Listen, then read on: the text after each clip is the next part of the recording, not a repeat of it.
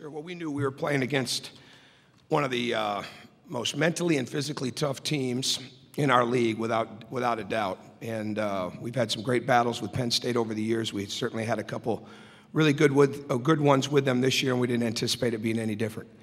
And I'm really proud of the way our players played inside of the game, inside certainly of the adversity of losing Verdell in the game. And I thought our resolve in the second half, our determination defensively, and the adjustments that we made, or I shouldn't say as much that we made, but some of the things we went to in the second half were very good for us offensively and defensively. And these guys did an excellent job. I mean, the three up here, to have Cody and Christian get a double-double, to have Jordan sit out so much of the second half at the end and us to play time and score, or first half, for us to play time and score with him a little bit, and then for him really not to come out to the very end in the second half. Outstanding game from him. And certainly I thought Will and Victor at times were outstanding on both ends as well. So really proud of the way that these guys played. Without a doubt, it's a tough afternoon. You want to win, which we did. You want to play well, but you want to do it with your whole team. And we didn't get that opportunity today.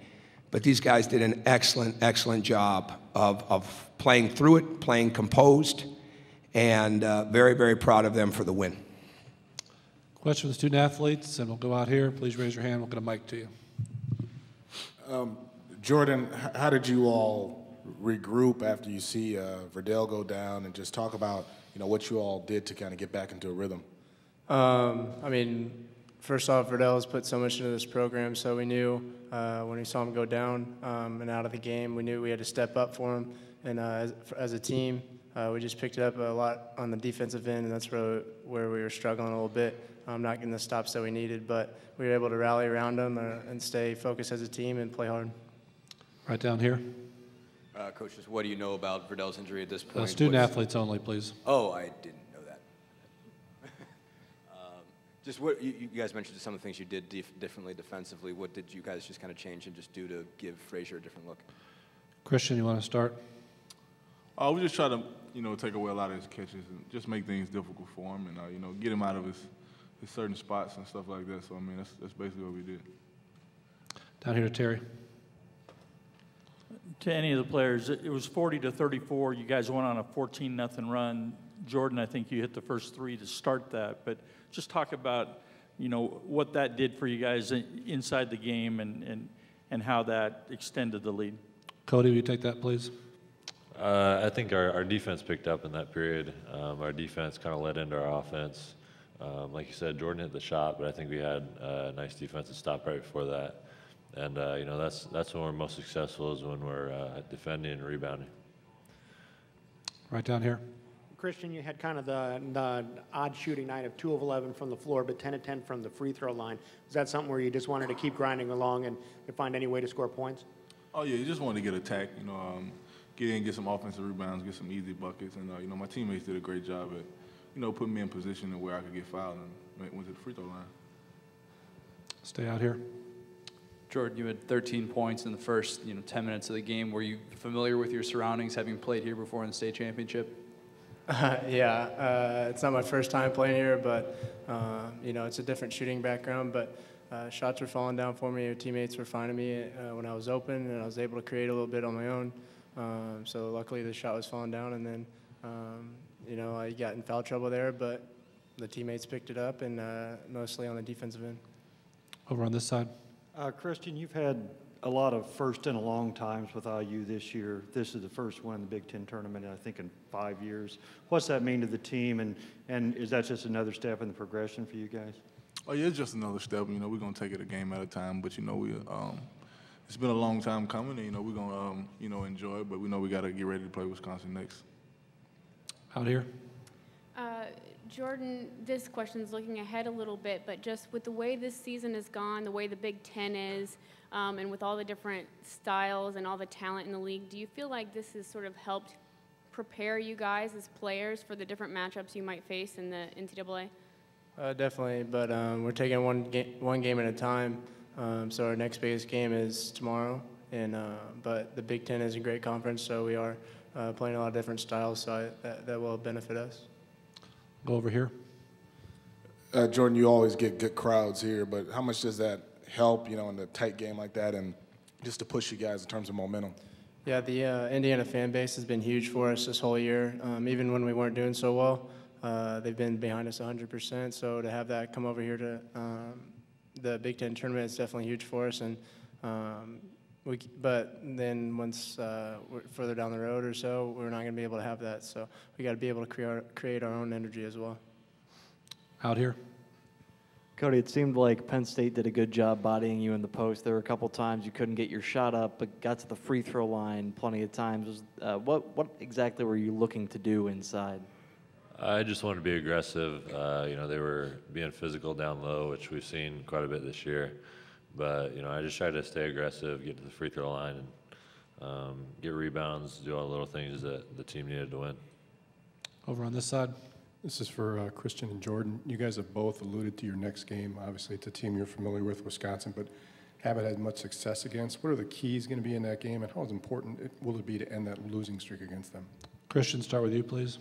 It's going to be very important, but we haven't. We've just been taking a game at a time. So we'll go back to the hotel and we'll get ready. I'm sure the coaches will come up with a game plan and we'll go out and execute it. Jordan, you want to add anything? Yeah, we just got to prepare. We know they're a good team. This is the most important game of the season for us because it's the next game, so we got to approach it that way and keep our mindset pretty focused. Got time for a couple more for the student athletes. We'll go right out here. Cody, there was a moment when you had missed 3 straight free throws, and then you got that 4th one to rattle home, and you pointed at Will, and you said something to him. What exactly was going on there? He just told me to not worry about it. Just told me to move on to the next one, which is exactly what I did. I don't know. I missed 3 in a row, so I don't know. Is there one more question for the student athletes? Okay, thank you, fellas. You may return to the locker room.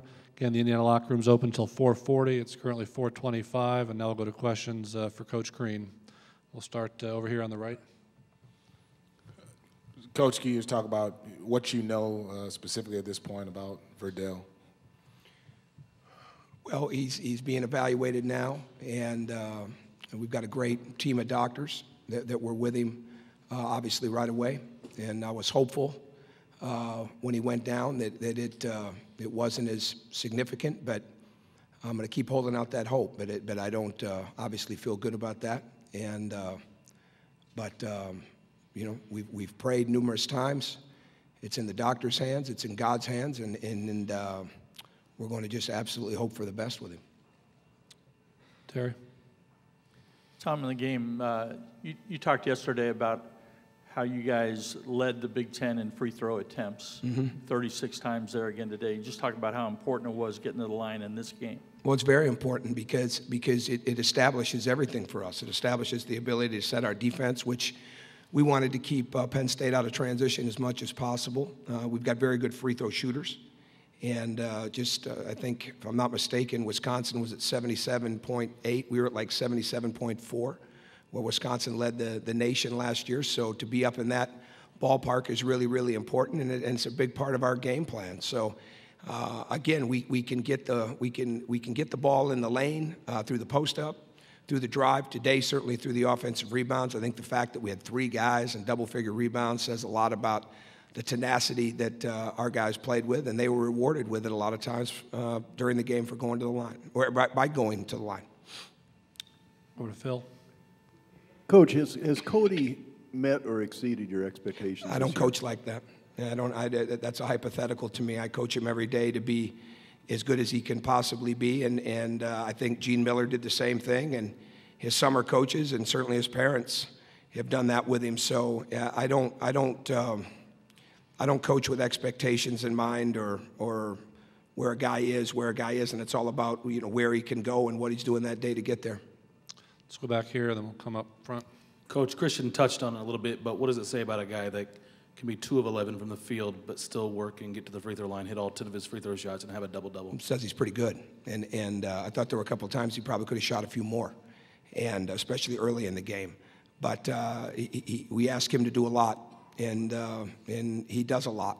And the tenacity on the glass, the responsibilities defensively, whether we're man or zone or whether we're switching inside of the possession, Those things are not easy to do, and they're easy for him because he's so locked in. So he's an excellent shooter, and he's been that way for the entire year. And we feel very, very confident when the ball's in his hands. Coach, all year you've talked about X number of wins have come X different ways. In a tournament setting, how does the experience of being able to win those different ways really help you guys?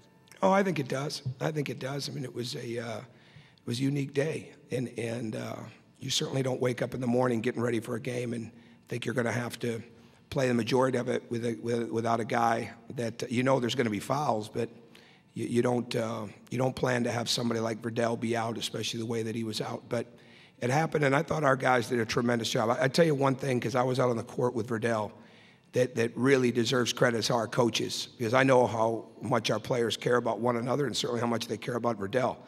And I didn't have to be over there to know that was being handled really, really well. And when I got back over to the huddle, and I'm a bit stunned and shaken, there's no question about it, they were looking right in the eye, they were ready to go. And that's a tribute to the players, that's a tribute to the coaches, that's a tribute to the resiliency of them. They've all been through a lot, and that's where those experiences help them too. But every game is different, and we're proud of where we're at with it, and we know the task tomorrow is difficult. Got time for a couple more, Bob. You may have been asked this before, but how emotional was it for you to see what happened with Verdell? And if he can't go, where do the minutes go? Well, the minutes, I'll answer the second part first. I mean, the minutes, we didn't play Jordan very much, certainly with the 2 fouls, because we were playing time and score with him. We could have definitely put him back in, but I did want to try to save him because I was hopeful that we were going to get back in that locker room and they were going to have cleared Verdell, but the longer it went on the court, the more I didn't see that coming. And I think Remy Abel has got to play well for us. I think Dan Moore's got to be ready to go. I think the fact that Victor has handled the ball so much since Verdell's first injury in the Michigan game this year has helped him. But I think we've got to be a low turnover team. I mean, I think everybody's got to be involved in that. We've got to be strong with the ball. But there's no question that we missed him. I mean, I could feel it, not just the emotional part of it during the game, but I could feel it, when he's not in there. But we go through a lot together. I mean, these guys, we go through an awful lot together. And Verdell Jones stands a lot for what's right here. And when you start to think about all the things that those seniors have had to endure and go through, and now to be at this point, that's tough. That's a tough blow. But the initial of just watching him in pain, that's hard. And it's like there's no worse feeling than when your own children are sick or hurt. And it's really a lot like that when you coach. Out here. Coach, I think a lot of people expected this tournament to be really good and really exciting, but considering the way the Big Ten season has gone this year and the way that the Big Ten has performed as a whole in the NCAA tournament in the past couple years, do you feel like this year will be different as far as the conference really holding strong in the NCAA? Well, I think there's a lot of great teams in the league. I really do. I think these teams are hard enough to get ready for, and we've got the off season, or we have 2, 3, 4 days to get ready for them. And there's a great toughness about this league, and there's certainly a lot of talent. I mean, the coaching speaks for itself, but there's a lot of different ways that teams can beat you in this league. So, in answer to your question, I would think it gives this league a great opportunity. But at the end of the day, I mean, that's a week and a half away, or a week away from coming to fruition, and I'm sure everybody's really just focused on what they're going to do here next. I know we are. Last one right here with Terry. Tom, Tim Frazier, 19 in the first half. What was different in the second half? Well, the problem was we didn't play our game plan right in the first half. We went under the screens, and he hit, I think, at least 3 shots come to mind right now where we went under the ball screen on him, and we just can't do that. I mean, he's really, really improved. He is a great guard, and we felt like it last year. We've talked about this, that we put a lot of attention on Taylor Battle. We put as much attention on Tim Frazier last year because of the way that he delivered the basketball. And the way that he has continued to improve, he's going to be an All-American. I mean, if he's not this year, he will be next year. I mean, he's really, really good. There's a lot of different ways that he can beat you, and the one thing that he's really improved this year is his shooting, is his long-range shooting. He's been shooting more threes since Woodyard went out. But the number one key with him is to keep him out of the lane as much as possible. But I think the job done on Marshall was really big because of the way he was averaging 18.5 in the last 2 games since Woodyard was hurt. He was averaging rebounds. He was shooting better from the 3, from the foul line. And we put a lot of emphasis on him the last couple days. You know, whether we were man or zone, we wanted to know where he was at. But again, when you limit Frazier's touches, but more importantly, you limit his ability to penetrate and create havoc in the lane, whether it's his basket or a basket for somebody else, well, then it gives you a better chance to win. And that was the biggest part of our plan today. Coach, thank you very much. Thank you.